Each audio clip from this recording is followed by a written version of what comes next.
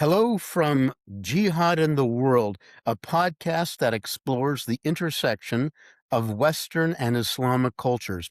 I am Mark Solinsky of Kensington Security Consulting.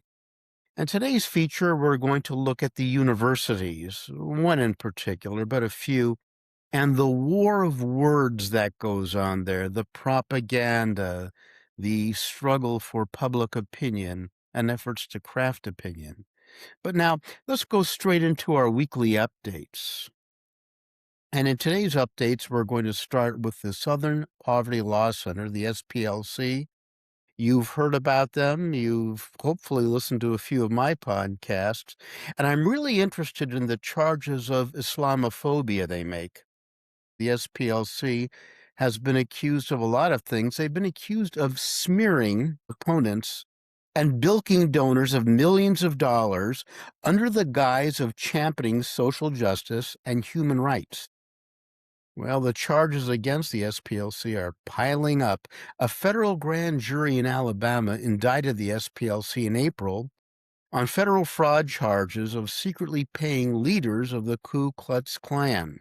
Yeah, you heard that right, and you've seen this. Well, this shocked a lot of people. They didn't shock me one bit. They do things like that.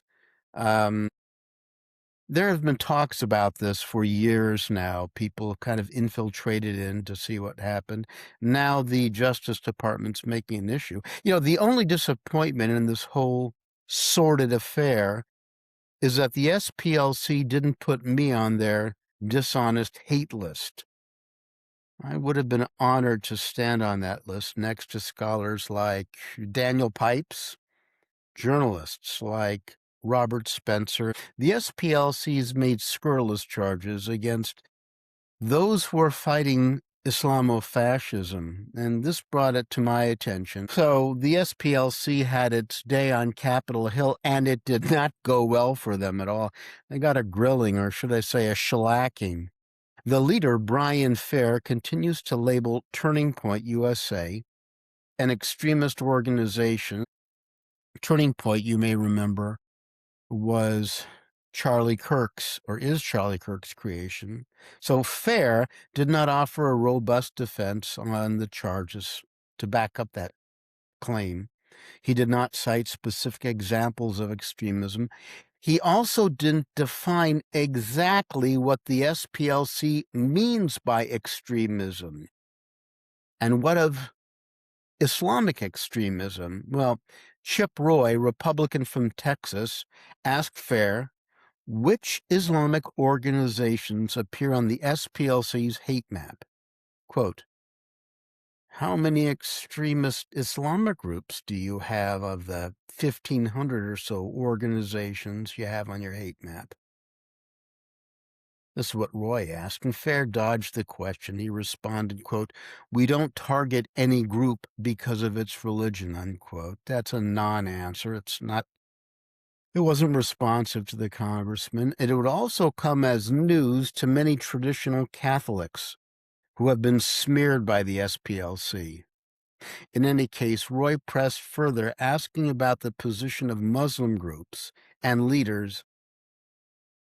And Congressman Roy was also interested on the SPLC's position on some of the Muslim groups' rhetoric against homosexuality, read killing gays or harming them. Fair again did not give a straight answer in my view. What excites me most about this case is the long overdue spotlight shining now on the SPLC. The Justice Department is giving serious attention, not fawning adulation to the organization. The SPLC has pleaded not guilty and formally moved to dismiss the charges as politically motivated, part of Donald Trump's campaign. Well, we'll see about that. But I am very curious to know whether Muslim organizations and Islamic countries, the organizations, particularly the Council on American Islamic Relations And for the country, Qatar, Saudi Arabia have donated to the SPLC. I'll keep you posted. And if you have any inside information about that, I'd love to hear it. Okay, we mentioned the Council on American Islamic Relations CARE. The Department of Health and Human Services, the HHS, is asking the council some pretty hard questions, like, hey, what did you do with the $30 million we gave you for Afghan refugee resettlement, unquote?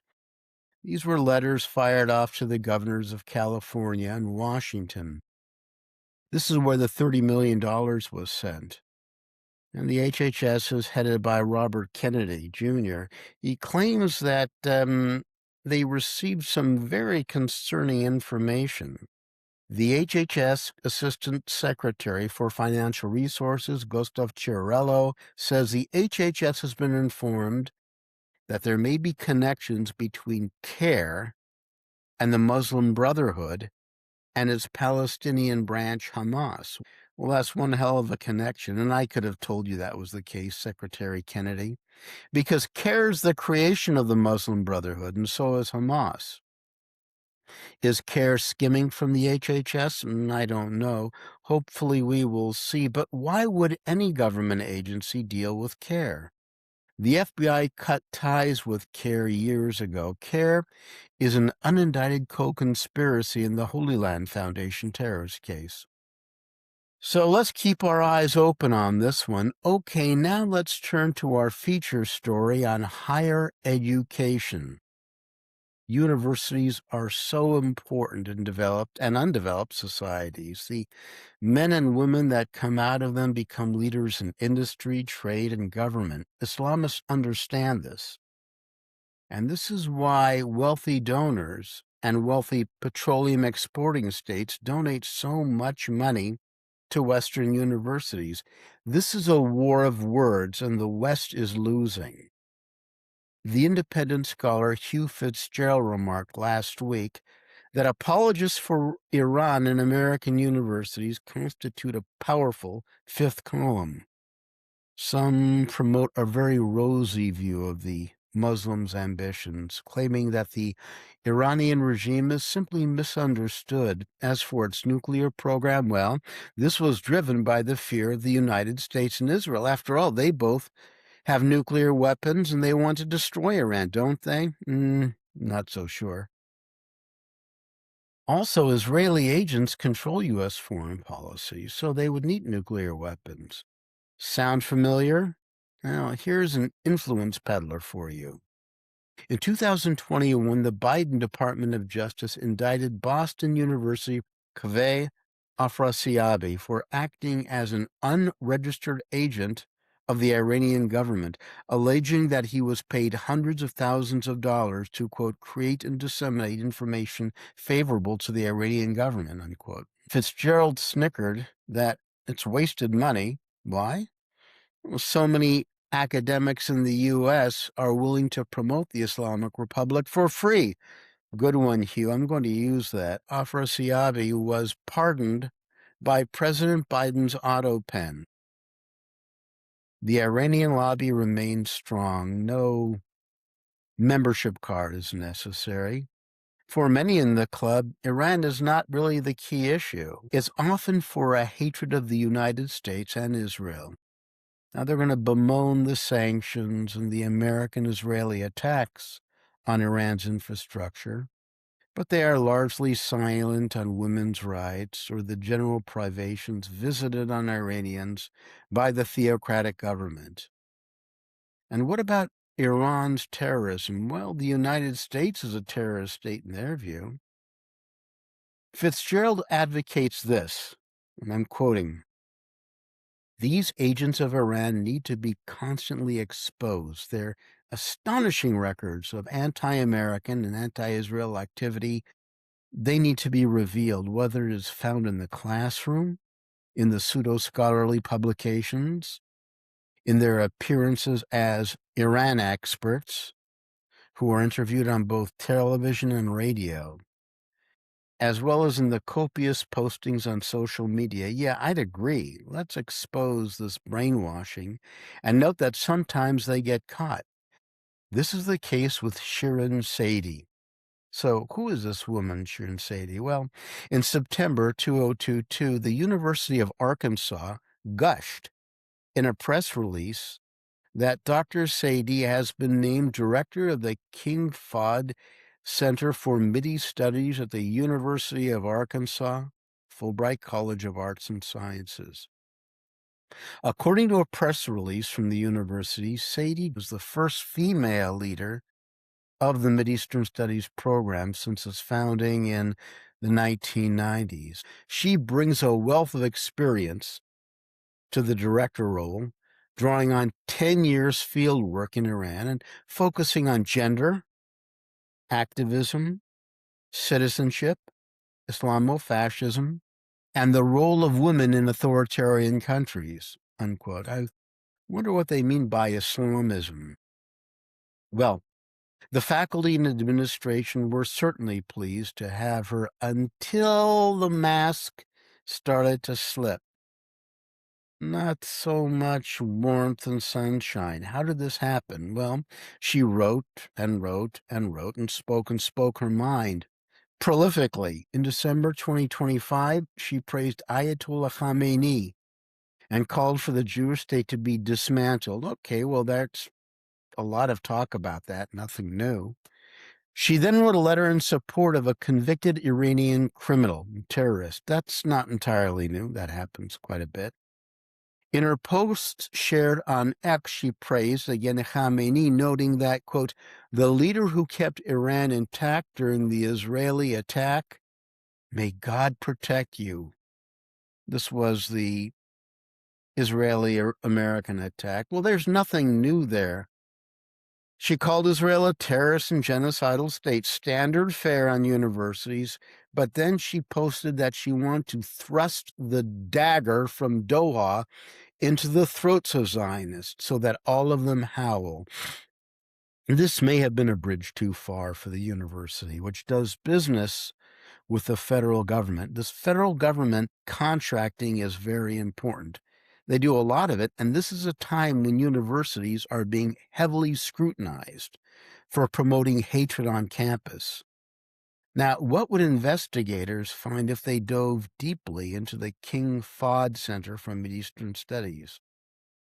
Well, all her electronic chattering got her fired. She appealed it. She lost it. She had a lot of people support her. Didn't do any good so far. That may be a reversal. You don't know.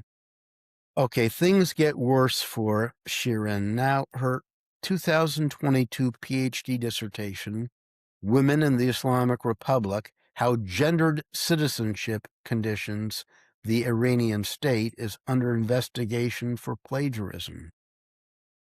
Sound familiar? Yeah, Claudine Gay, former president of Harvard, faced a similar fate. She was demoted but not fired. So what are my takes on all this? Okay, it's very rare to get fired once you're tenured, but as I understand it, she probably wasn't tenured.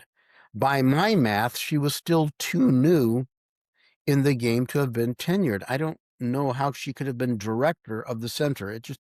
There's something a little bit off for me.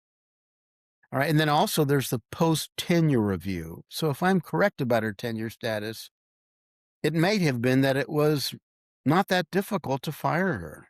All right. A second point is that she probably did not have strong support for enough elements in the political science department. She was too pro-Khamenei. You have a lot of Sunnis there. Many of them are united in anti-Americanism, but, she was of Iranian heritage, and she openly supported the Khamenei's regime, so it could have been Iranians outside of that department would not lock an alliance with her. Now, the University of Arkansas is in the middle of a conservative state. I mean, geographically, it's a public university. It does a lot of business with the government, and Republicans could have made an issue of this. I am not sure that the perennial Shia-Sunni conflict plays into this very much.